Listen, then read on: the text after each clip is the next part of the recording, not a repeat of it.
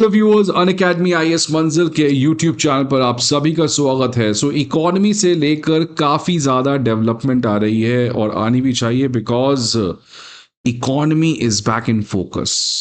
अभी तक अगर आप देखोगे तो everything was going good.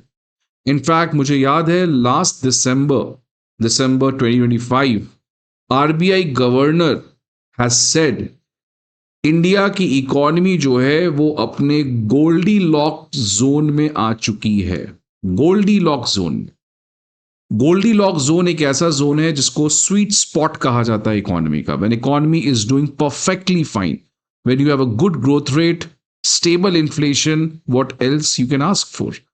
So last December ये स्टेटमेंट आरबीआई गवर्नर का आया था, लेकिन उसके बाद the 2026 has started on every possible wrong reason. हर तरीके से इंडिया के लिए, इंडिया की इकोनॉमी के लिए प्रॉब्लम आते हुए दिख रहा है। एंड ऑब्वियसली इंडिया के लिए जब मैं कह रहा हूं तो इट डज नॉट मीन केवल इंडिया के लिए, but for most of the developing countries आज इसी प्रॉब्लम को फेस कर रहे हैं। And all of that the reason is middle east में जो वॉर चल रहा है। बिकॉज रशिया यूक्रेन वॉर भी हुआ था, बट रशिया यूक्रेन वॉर से इंडिया को एज सच कोई बहुत सिग्निफिकेंट इम्पैक्ट नहीं मिला। इनफैक्ट इंडिया को तो लकली डिस्काउंटेड ऑयल रशिया से मिल रहा था। But this is a crisis all together different. और आज ये जो क्राइसिस आ रहा है ये कोई एक फ्रंट से नहीं आ रहा है। एक तो एनर्जी क्राइसिस हुआ है, बट आप सोचोगे कि एनर्जी क्राइसिस की वजह से इंडिया की इकोनॉमी आज प्रॉब्लम में आते हुए दिख रही है, then you are absolutely wrong. Because ये प्रॉब्लम मिडिल ईस्ट वॉर के पहले ही स्टार्ट हो चुका था। इनफैक्ट प्रॉब्लम तो पहले से चला आ रहा था, but this middle east war was the final punch for India's economy. It was the ultimate shock to the India's economy. So already India's economy was facing challenges. The Middle East war has taken that crisis to a next level. मैंने इस particular channel के ऊपर बहुत सारे चीज़ों के ऊपर discussion किया है, कहाँ पे क्या क्या प्रॉब्लम आ रहा है। लेकिन आज मैं बात करने जा रहा हूं यूएस बॉन्ड यील्ड के बारे में। ये इसलिए बात कर रहा हूं बिकॉज देख सकते हैं इंडियन एक्सप्रेस में ये खबर आई है by a very important person Udit Mishra, जिनका एक्सप्लेन सेक्शन आता है और यहां से यूपीएससी के इकोनॉमी में क्वेश्चन आना बहुत ज्यादा प्रोबेबल होता है।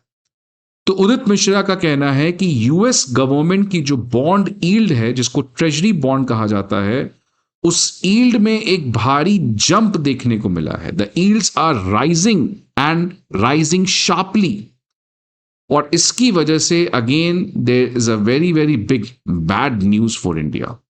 सिमिलरली अगर आप सीएनएन का देखेंगे रिपोर्ट, तो सीएनएन में यह कहा गया है कि जो 30 ईयर यूएस ट्रेजरी यील्ड है, जो 30 साल का यूएस ट्रेजरी बॉन्ड है, वो अपने हाईएस्ट लेवल पर पहुंच चुका है सिंस 2007।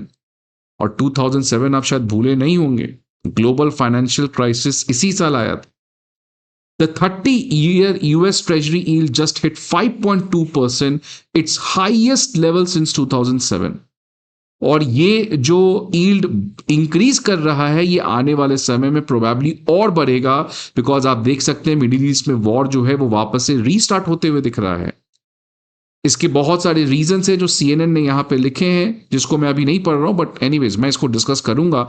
बट ये आप देख सकते हैं यूएस यील्ड का ग्राफ, ये रहा कोविड ईयर, और कोविड के बाद से आप देख सकते हैं लगातार जो यूएस यील्ड है वो बढ़ रहा है।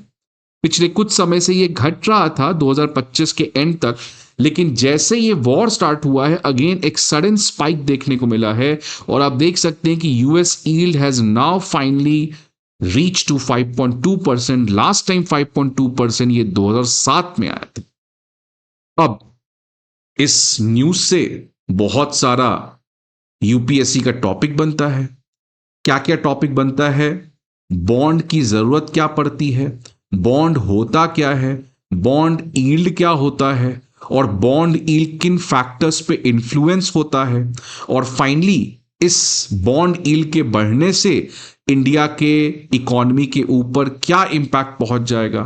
तो फ्रेंड्स, ये एक बहुत इंपॉर्टेंट टॉपिक है आपके एग्जामिनेशन पॉइंट ऑफ व्यू के लिए। और ये किस टॉपिक में आएगा? आपके फाइनेंशियल मार्केट में। और फाइनेंशियल मार्केट में कई बार कह चुका हूं, ये आज यूपीएससी का द लवेबल टॉपिक बन चुका है, because every year UPSC is asking 2 questions from this particular topic. So आज let me just completely deconstruct, simplify this entire news so that आपकी हर एक वो कॉन्सेप्ट, हर एक वो क्वेश्चन, उन सभी को मैं आज इस पर्टिकुलर सेशन में आंसर कर पाऊं। सबसे पहले ये बॉन्ड की जरूरत क्या होती है, बॉन्ड क्या होता है, इसके बारे में बात तो करेंगे, बट आखिरकार ये बॉन्ड की जरूरत क्या होती है। देखिए, गवर्नमेंट जो है, कोई भी गवर्नमेंट का जो एक्सपेंडिचर है वो रेवेन्यू से ज्यादा होता है, विच मीन्स गवर्नमेंट खर्च ज्यादा करती है जितना गवर्नमेंट को पैसा आता है। गवर्नमेंट को पैसा कहां से आता है? टैक्स से आता है।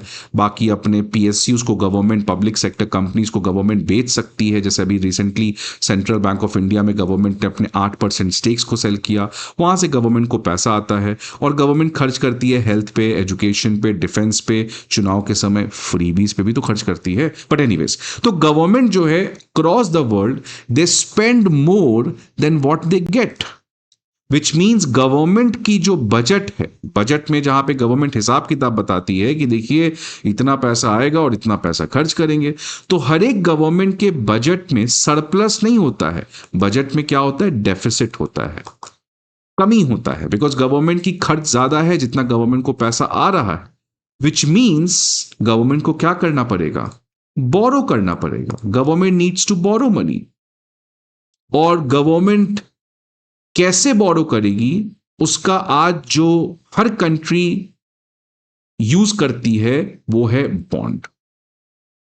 सो if government needs to borrow money to finance its budget deficit, then one of the most important tool by which it can do that is by issuing bond. Government क्या करती है? बॉन्ड इशू करती है।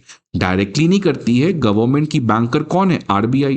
तो India के case में government RBI को कहेगी देखो भैया मुझे इतना लाख करोड़ रुपए चाहिए। अब आरबीआई जो है वो गवर्नमेंट के हिसाब से, गवर्नमेंट के बिहाफ में बॉन्ड इशू करती है और उसके लिए आरबीआई को कमीशन मिलता है। और उसी कमीशन में आरबीआई जो है अपने इनकम को बिल्ड करती है। अब ये जो बॉन्ड है हर एक कंट्री में अलग अलग तरीके से जाना जाता है। जैसे यूएस में इसी बॉन्ड को हम लोग ट्रेजरी कहते हैं, यूके में गिल्ड्स कहते हैं, जर्मनी में बॉन्ड्स कहते हैं, government G-sec government securities India में कहते हैं, और जेजीबी हम लोग जापान में कहते हैं। तो हर एक कंट्री अक्रॉस द वर्ल्ड अपने बजट में डेफिसिट को फुलफिल करने के लिए इस तरीके के बॉन्ड इशू करती है। और वो बॉन्ड गवर्नमेंट डायरेक्टली इशू ना करके अपने सेंट्रल बैंक को रिक्वेस्ट करती है, जो गवर्नमेंट के बिहाफ में इस तरीके के बॉन्ड को इशू करता है।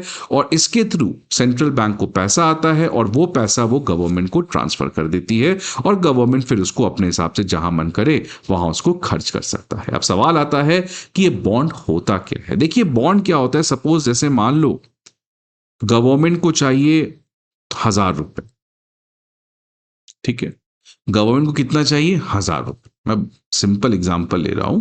तो गवर्नमेंट क्या करेगी? अब 1,000 रुपए लेट्स से बहुत बड़ा अमाउंट है, और तो इतना बड़ा भी अमाउंट नहीं है, बट लेट्स अज्यूम कि बहुत बड़ा अमाउंट है। अब गवर्नमेंट जाके एक पर्सन से बोलेगी यार देखो मुझे 1,000 रुपए चाहिए। ये पर्सन बोलेगा भाई मेरे पास इतना पैसा नहीं है, क्योंकि गवर्नमेंट बहुत ज्यादा बोरो करती है ना। अगर लास्ट ईयर आप देखोगे तो गवर्नमेंट का लगभग बोरोइंग जो है वो इन लैक्स ऑफ करोड़ है। लैक्स ऑफ करोड़ में गवर्नमेंट बोरो करती है।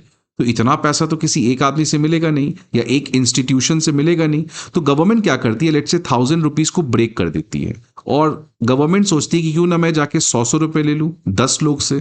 सो instead of taking 1,000 rupees from one single person और single company, why should I not take 100 rupees from 10 different person और 10 डिफरेंट कंपनीज? उससे गवर्नमेंट का बोरोइंग ईजी हो जाता है। तो गवर्नमेंट क्या करती है? एक पेपर लेती है, एक पेपर में लिखती है फेस वैल्यू, की वैल्यू क्या है इस पीस ऑफ पेपर का? 100 रुपीज। कूपन रेट 10%, और इंटरेस्ट टर्म 1 ईयर, राइट। तो गवर्नमेंट इस तरीके का पेपर निकाल दिया। इस पेपर की वैल्यू कितनी? 100 रुपीज।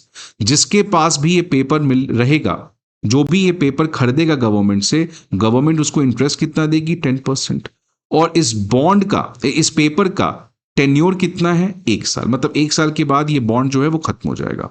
अब गवर्नमेंट क्या करेगी, इस तरीके की 10 पेपर निकालेगी 100-100 रुपए का। सो टोटल कितना हो गया, 1000, because one piece of paper is 1000 rupees, 100 rupees. So 10 piece of paper will be, इस तरीके के 10 बॉन्ड इशू करेगी, right. So government will create such kind of bonds. Obviously government नहीं कर रही, कौन कर रहा है ये सारा काम, आरबीआई कर रही है। अब आरबीआई कहेगी यार इकोनॉमी में किस किस को ये खरीदना है, who wants two by this bond. Let's say ये आप हो, आपके पास 100 रुपए पड़ा हुआ है। अब आपको लग रहा है यार 100 रुपए में क्या करूं, मुझे इन्वेस्ट करना चाहिए 100 रुपए। तो आप क्या बोलोगे आरबीआई को कि देखो ये मुझे दे दो ना, मैं खरीद लेता हूं, तुम मुझसे 100 रुपए ले लो। तो इससे क्या हुआ, आरबीआई को 100 रुपए मिल गया। ऐसे 10 लोग ये बॉन्ड खरीद लेंगे तो आरबीआई को 1000 रुपए मिला, और आरबीआई वो पैसा किसको ट्रांसफर कर देगी, गवर्नमेंट को। अब ये पूछोगे इसका क्या फायदा हुआ, ये मिस्टर ए जो है जिसने अपना 100 रुपए खर्च किया है इस बॉन्ड को खरीदने में, इस पीस ऑफ पेपर को खरीदने में, तो मिस्टर ए का क्या फायदा है, मिस्टर ए का ये फायदा है कि जैसे ही बॉन्ड की टेन्योर खत्म हो जाएगी, बॉन्ड की टेन्योर कब खत्म हो रही है, 1 साल के बाद। सो मिस्टर ए कितना पैसा दिया, 100 रुपीज, और 1 साल के बाद after 1 year mister A is going to get 100 rupees. 100 रुपए तो वापस मिलेगा ही, लेकिन एक प्रॉफिट भी मिलेगा, और प्रॉफिट कितना होगा, 10% ऑफ 100, क्योंकि वो इंटरेस्ट है। Which means by the end of 1 year mister A will get 110 rupees, 10 रुपए का प्रॉफिट हो गया। सो दिस इज हाउ गवर्नमेंट जो है when it needs money it raises money, it borrows money from the public. Public में हो सकता है ये इंडिविजुअल हो, एसबीआई हो, फॉरेन इन्वेस्टर्स हो, कोई भी हो सकता है, कोई पेंशन फंड हो, एलआईसी हो, anyone it can be. So government, whenever it needs money, it issues this kind of piece of paper. It sells these kind of piece of paper through which it borrows money. यहां पे government जो है वो क्या कर रही है, बोरो कर रही है।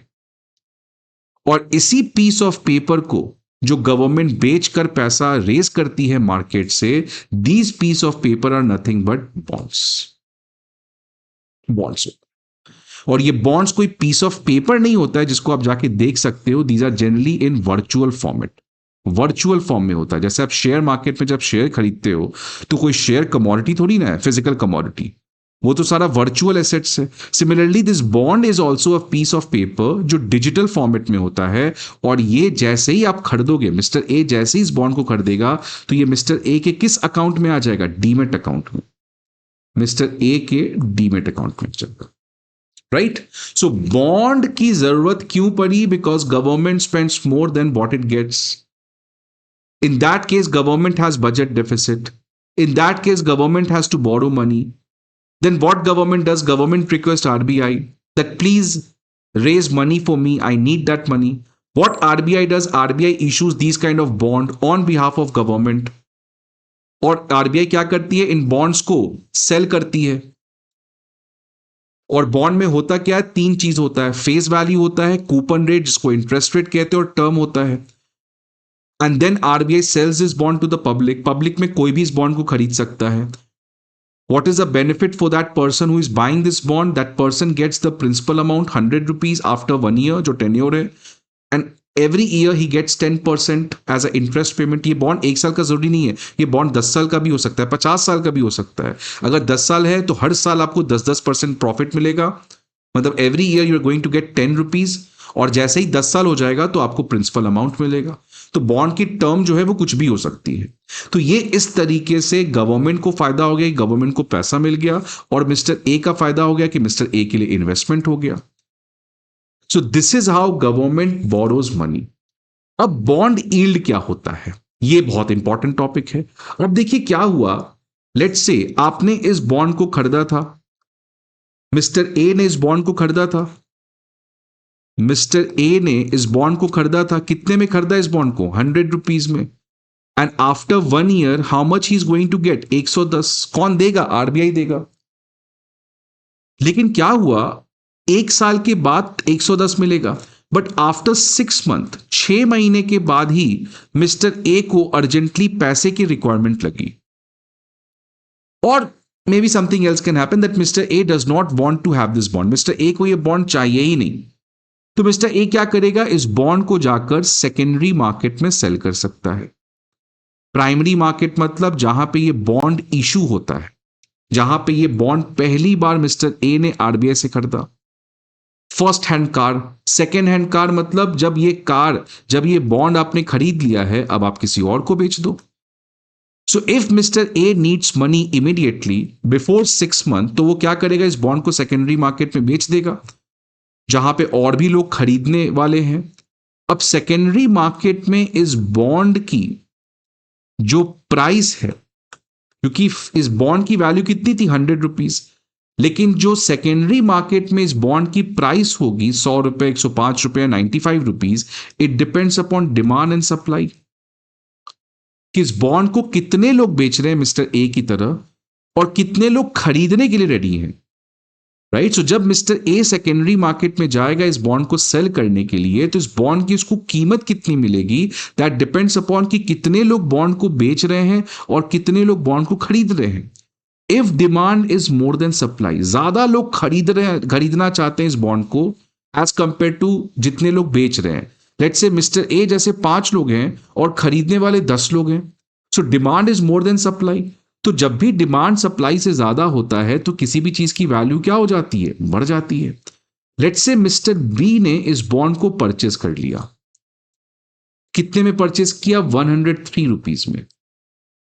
तो मिस्टर ए ने 100 रुपए का बॉन्ड खरीदा था, 1 साल के बाद इसको 110 मिलता, बट 1 साल तक मिस्टर ए को वेट नहीं करना है, वो बीच में ही बॉन्ड को बेच दिया। कितने में बेचा मिस्टर बी को, 100 रुपए से ज्यादा में बेचा, क्योंकि खरीदा 100 रुपए था, बेचा 103 रुपए में। मिस्टर ए का प्रॉफिट कितना हो गया, 3 रुपीज, और मिस्टर ए को पैसा इमीडिएटली आ गया। अब मिस्टर बी को फायदा कितना मिलेगा, मिस्टर बी ने तो 6 महीने में ही बॉन्ड खरीदा है। अब जिसके पास बॉन्ड है उसी को तो 110 रुपए आएगा, बिकॉज आरबीआई ने क्या प्रॉमिस कर रखा है कि whoever has this bond after 1 year I am going to give you 110 rupees. अब ये बॉन्ड किसी के पास रहे, अगर ए के पास रहता तो ए को 110 आता, लेकिन ए ने तो बी को बेच दिया ना, तो बी को कितना आएगा, 110। 1 साल के बाद, 1 साल के बाद मतलब 6 महीने के बाद तो मिस्टर बी ने खरीदा, मतलब उसके 6 महीने बाद और mister B is going to get 110। तो खरीदा कितने में, 103 में, बेचा कितने, और गवर्नमेंट से आरबीआई से मिला कितना, 110। तो what is a profit, around 7%, लगभग 7% के करीब। राइट, सो देखिए अब क्या हुआ यहां पे, that mister A sold this bond after 6 month, he got 103 rupees, 3 rupees उसका प्रॉफिट हो गया। और मिस्टर बी को जब बॉन्ड की टेन्योर खत्म हो जाएगी तो RBI is going to credit 110 rupees into his demat account. उससे उसका बेनिफिट कितना हुआ, 7 रुपीज, विच मीन्स उसको प्रॉफिट कितना है, 7%। Which means a very important thing which I am trying to say, that bond का जो कूपन रेट है, फेस वैल्यू है, टेन्योर है, ये सब फिक्स रहता है। What changes is bond yield, बदलता क्या है, बॉन्ड का यील्ड। और यील्ड क्या होता है, द एक्चुअल रिटर्न जो किसी को मिलेगा if that person has bought the bond in secondary market. अगर मिस्टर ए इस बॉन्ड को सेल नहीं करते हैं तो यील्ड का कोई सवाल नहीं आता, फिर तो मिस्टर ए को जो कूपन रेट है 10%, वो 10% मिलता। लेकिन मिस्टर ए ने अब ये बॉन्ड मिस्टर बी को बेच दिया है और मिस्टर बी ने इस बॉन्ड को 100 रुपए से ज्यादा में खरीदा, जिसकी वजह से मिस्टर बी को जो रियल में प्रॉफिट हुआ वो 7% हुआ। तो ऑल्दो गवर्नमेंट ने तो 10 रुपए दिया, 110 रुपए दिया, बट मिस्टर बी ने बॉन्ड को महंगा खरीदा, इसलिए रियल बेनिफिट कितना हुआ इसको, 7%। The real benefit which he got is 7%। तो अ वेरी इंपॉर्टेंट कंक्लूजन इज कि जब भी बॉन्ड का डिमांड सेकेंडरी मार्केट में ज्यादा होता है एज कंपेयर टू सप्लाई से, so what happens is bond price क्या हो जाता है, इंक्रीज हो जाता है। And when bond price increase, जो यहां पे 103 रुपए हो रहा है, तो आपका यील्ड क्या हो जाता है, कम हो जाता है। आपको इंटरेस्ट बेनिफिट कितना मिला, 7%। Right, so whenever people are ready to buy that bond, उस बॉन्ड के प्रति बहुत ज्यादा अट्रैक्शन है, people are very confident about that bond, तो लोग बहुत ज्यादा उस बॉन्ड को परचेस करना चाहते हैं। अगर आप उस बॉन्ड को बहुत ज्यादा परचेस करोगे तो बॉन्ड की डिमांड बढ़ जाएगी, डिमांड बढ़ने से बॉन्ड प्राइस बढ़ेगा और यील्ड क्या हो जाएगा, कम हो जाएगा। एंड द अपोजिट, मान लो मिस्टर ए सेकेंडरी मार्केट में बेचने गया और वहां पे क्या हुआ, ज्यादा लोग बॉन्ड को बेचना चाह रहे हैं, there are more sellers than buyers, तो वहां क्या हो जाएगा, demand less than supply, more people are ready to sell the bond as compare to people who wants to buy that bond. इससे क्या होगा, बॉन्ड की कीमत घट जाएगी। So now mister B will buy this bond not for 103 rupees, अब उसको कितने मिलेगा, लेट्स से 98 रुपीज में खरीद लिया, क्योंकि बॉन्ड बेचने के लिए बहुत लोग रेडी हैं, तो बॉन्ड की वैल्यू डिस्काउंटेड प्राइस में मिलेगी। और यहां पे जब बॉन्ड खरीदने के लिए बहुत लोग रेडी थे, तो बॉन्ड प्रीमियम पे मिलता है, 103 रुपए में मिलेगा। But now bond everyone is trying to sell, तो बॉन्ड प्राइस क्या होगा, अपने फेस वैल्यू से कम हो जाएगा, 98 रुपीज। बट गवर्नमेंट ने तो कहा है जिसके पास बॉन्ड उसको मैं कितना दूंगा, 110। तो जो मिस्टर बी इस बॉन्ड को खरीदेगा उसको अब कितना यील्ड हुआ, उसका कितना प्रॉफिट हुआ, लगभग 12%। So when ever supply is more than demand, bond prices come down and yield goes up. इसीलिए आप किताबों में पढ़ते हो बॉन्ड प्राइस जो है वो बॉन्ड यील्ड के इनवर्सली प्रोपोर्शनल है। Higher the bond price lower the yield, lower the bond price higher the yield. और ऑब्वियस है मिस्टर बी बॉन्ड को खरीद रहा है जब सब लोग बेचना चाह रहे हैं, और कोई सब चीज बेचना चाह रहा है मतलब वो रिस्की है, तो मिस्टर बी ने ज्यादा रिस्क भी तो लिया। Because let's say 10 people are selling और केवल 2 लोग खरीदने को रेडी हैं, तो वो 2 लोग बेवकूफ थोड़ी ना है, उनको रिस्क ज्यादा लेना है। सो वो एक ऐसा एसेट ले रहे हैं जो सब बेच रहा है, because everyone is not sure about that asset, so इसीलिए उसको रिवॉर्ड भी ज्यादा मिलेगा, तभी तो वो खरीदेगा। तो इसीलिए उस केस में mister B is going to get a yield of 12%। So this is how bond price and bond yield is inversely proportional. अब यूएस में क्या हो रहा है कि देखिए, यूएस में जो बॉन्ड है, जो वहां की गवर्नमेंट बॉन्ड है, ट्रेजरी बॉन्ड है, उसकी यील्ड लगातार इंक्रीज कर रही है। क्यों कर रही है, बिकॉज देखिए हुआ क्या है कि जो इन्फ्लेशन है वो यूएस में लोगों को लग रहा है ज्यादा है। आप देख सकते हैं कि यूएस में जो इन्फ्लेशन आया है वो अभी अपने 12 महीने के हाईएस्ट लेवल पे आया, 3.3%। तो यूएस में इन्फ्लेशन जो है वो 2% होना चाहिए, but in reality they are seeing a inflation of 3.3%। So US में जो यील्ड आपका सिग्निफिकेंटली बढ़ रहा है, it is because obviously bond yield बढ़ रहा है, मतलब बॉन्ड प्राइस क्या हो रहा होगा, कम हो रहा होगा। And why bond prices are coming down, because everyone wants to sell the bond, सब लोग बॉन्ड को क्या करना चाह रहे हैं, बेचना चाह रहे हैं, which is not a good thing. So US में क्या हो रहा है, जितने लोग यूएस के गवर्नमेंट बॉन्ड्स को परचेस किए थे वो सब यूएस के गवर्नमेंट बॉन्ड्स को बेच रहे हैं। क्यों, बिकॉज उनको लगता है कि आने वाले समय में इन्फ्लेशन जो है वो आपका बढ़ेगा और बढ़ेगा, और उससे वहां पे इन्फ्लेशन को रोकने के लिए जो सेंट्रल बैंक है वो इंटरेस्ट रेट को और बढ़ा देगी। अब इससे कैसे इफेक्ट पड़ेगा, आप समझो कि आपने बॉन्ड खरीदा था, बॉन्ड में यूएस ने कहा था आपको मैं 5% कूपन रेट दूंगा, और उस समय इन्फ्लेशन था 2%, आज इन्फ्लेशन हो गया है 4%, तो आपका जो नेट रिटर्न है वो तो कम हो गया ना, because US government bonds were paying you a coupon rate of 5% और इन्फ्लेशन था 2% से, तो आपका नेट रिटर्न कितना हो जाएगा, 3%। But now inflation has increase by 4%, तो तुम मुझे एनुअली 5% ज्यादा दे रहे हो, बट महंगाई तो खुद ही 4% से इंक्रीज कर रही है, so my real return is going to be 1%। So whenever inflation increases, then people का जो रिटर्न है on these kind of investments वो कम हो जाता है, and that's where people starts to sell and invest somewhere else, और वही हो रहा है, जिसकी वजह से most of the people are selling the US bond, and that's why the bond prices have come down and hence the yield has gone up. और क्योंकि इन्फ्लेशन आने वाले समय में बढ़ेगा because of this middle east war, उनको लगता है कि सेंट्रल बैंक जो है वो इंटरेस्ट रेट को बढ़ाएगी, और अगर इंटरेस्ट रेट को बढ़ाती है तो it more than buying this bond, ज्यादा अच्छा है कि किसी बैंक में जाके पैसा जमा कर दो। So people sell the bond, take that money and go, और किसी बैंक में आप एफडी कर दो, क्योंकि अगर जैसे ही इंटरेस्ट रेट हाइक होगा आपका सेविंग रेट, अगर आप बैंक में पैसा जमा करते हो, वो भी बढ़ जाएगा. So this is the reason why many people are selling their bonds. और साथ साथ यूएस का जो कर्ज है, तो गवर्नमेंट का जो डेब्ट है, आप देख सकते हैं ये लास्ट ईयर की खबर आ रही है, यूएस का जो नेशनल डेब्ट है वो बहुत ज्यादा हो चुका है. In fact $38 trillion. इंडिया की इकोनॉमी का साइज $4 ट्रिलियन है और उनका कर्ज लगभग $40 ट्रिलियन है. Just imagine how much they have taken money. तो व्हेन पीपल को लगता है कि जब सरकार इतना पैसा ले लेती है यार, तो तुम ये पैसे लौटाओगे कैसे, बहुत रिस्क है. तो इसलिए तुम क्या करते हो, बॉन्ड बेच देते हो. Because when you are selling something, आप किसी भी चीज को क्यों बेचोगे, जब तक आपको लगता है कि यार इससे ज्यादा कमाई मेरी कहीं और होगी, या इसको बेचने में मेरी भलाई है, इसको बेच दो नहीं तो आगे जाके और फंसोगे. So whenever people are not sure about something, people start to sell that, and this is what is happening right now over here.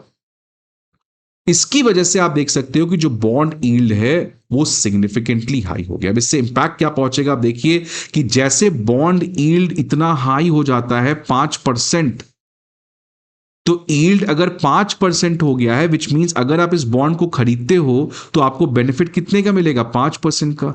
तो इसीलिए बहुत सारे जो इन्वेस्टर्स हैं वो क्या करते हैं, स्टॉक मार्केट को बेचकर, शेयर्स को बेचकर इस बॉन्ड्स को खरीद लेते हैं.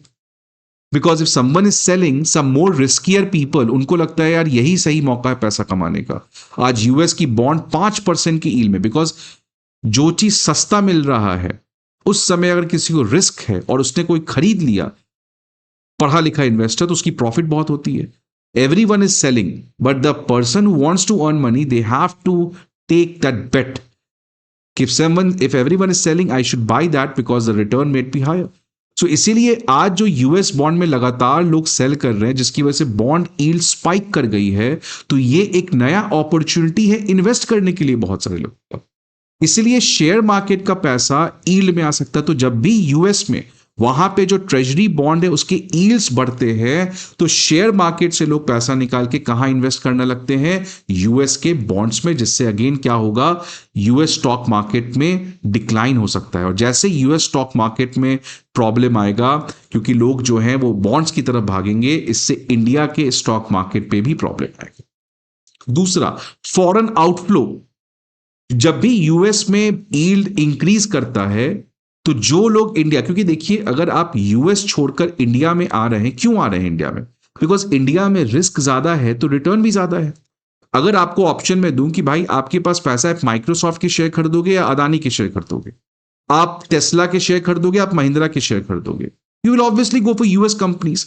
लेकिन तब भी आप यूएस के स्टॉक मार्केट को छोड़ के, बॉन्ड मार्केट के छोड़ के इंडिया में क्यों आ रहे हो, because you want to take more risk, because you want a higher return. लेकिन अगर अब यूएस में ही आपको 5% का यील्ड मिल रहा है, तो क्यों इतना रिस्क लो के इंडिया होगे. So whenever US treasury yield increases, people again take back their money and buy the US bonds. और यही 2013 में हुआ था, जिसको टेपर टैंट्रम कहा जाता है, क्योंकि लगातार फॉरेन आउटफ्लो होने लगा, क्योंकि यूएस ट्रेजरी यील्ड बढ़ गया था. ये मैंने डेटा भी आपको दिखलाया 2007 में 5.2%. So people started to rush and invest the money. और जैसे ही यील्ड बढ़ेगा, लोग पैसा डालने लगेंगे, बॉन्ड की प्राइस बढ़ जाएगी, फिर यील्ड कम भी होना स्टार्ट होगा. ये चलते रहता है साइक्लिकल. अभी क्या है, बॉन्ड यील्ड बढ़ रहा है बिकॉज लोग बेच रहे हैं, फिर सब लोग खरीदना स्टार्ट करेंगे बिकॉज प्रॉफिट बहुत ज्यादा है, तो बॉन्ड की डिमांड बढ़ जाएगी, प्राइस बढ़ जाएगा और फिर यील्ड कम हो जाएगा. राइट, तो this happens like this only. So अभी यील्ड बढ़ रहा है, फिर यील्ड कम हो जाएगा, फिर लोग बेचना स्टार्ट करेंगे, फिर लोग खरीदना स्टार्ट करेंगे. तो ऐसा चलते रहता है. अभी हम इस फेज में जहां पे people are selling and that's why the yield is spiking up. तो इससे क्या होगा, रुपी पे प्रेशर होगा, क्योंकि जैसे ही आउटफ्लो होगा ऑब्वियसली डेप्रिसिएशन और होगा. और borrowing cost set to increase. Borrowing cost क्या है, अब जैसे मान लो इंडिया में गवर्नमेंट को बोरो करना है पैसा आपसे, गवर्नमेंट बॉन्ड इशू करेगी, बॉन्ड में कूपन रेट रहेगा. लेट्स से गवर्नमेंट ने कूपन रेट 4% दिया है, आप खरीदोगे इस बॉन्ड को, नहीं बोलोगे यार 4% क्यों दूं इसको, मैं जाके यूएस का बॉन्ड खरीद लेता हूं, वहां पे तो यील्ड 5% मिल रहा है. So whenever US yield increases, then जो भी इन्वेस्टर इंडिया के जीसेक बॉन्ड को खरीदना चाहेंगे वो कहेंगे मैं तभी कर दूंगा जब आप इस यील्ड से ज्यादा रिटर्न मुझे दो. यू पे मी 7%, आई विल टेक दैट. नहीं तो मैं क्या बेवकूफ हूं, मैं क्यों आपके बॉन्ड कर दूंगा? I will simply go and buy the US treasury bonds. तो इससे बोरिंग कॉस्ट जो है गवर्नमेंट का नए बॉन्ड्स पे वो भी महंगा हो जाए। तो ये 2013 में सबने देखा था कैसे यूएस में यील्ड बढ़ा, फॉरेन आउटफ्लो मैसिव हुआ, डेप्रिसिएशन मैसिव हुआ, फॉरेक्स रिजर्व पे मैसिव प्रेशर बना, इंडिया में बोरिंग कॉस्ट बढ़ा। तो ये सभी इंपैक्ट जो हैं यील्ड अमेरिका में बढ़ने से हो सकते हैं। ये यूपीएससी का फेवरेट क्वेश्चन है।